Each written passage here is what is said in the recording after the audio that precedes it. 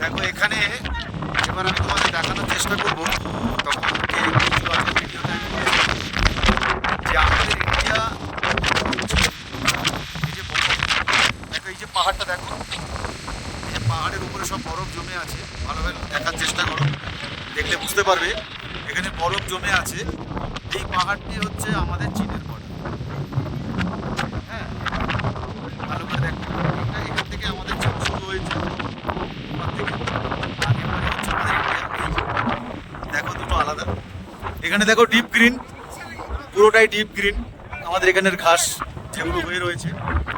আর ওখানকার দেখো ওখানে একটু চেঞ্জিং আছে, ওখানে যে পাহাড়টা রয়েছে তার কালারটা একটু আলাদা।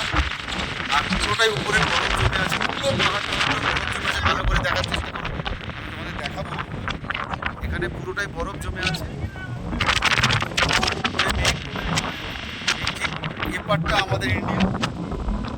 এখানে এই যে পাহাড়টি রয়েছে এটা আমাদের ইন্ডিয়ার বর্ডার, আর ঠিক এটা হচ্ছে চীনের border।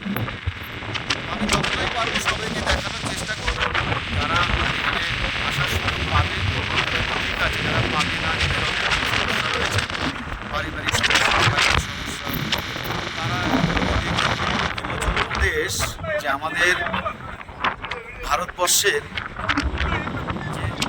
যে সব থেকে প্রাকৃতিক দৃশ্যের জায়গা, সেটা এটাকে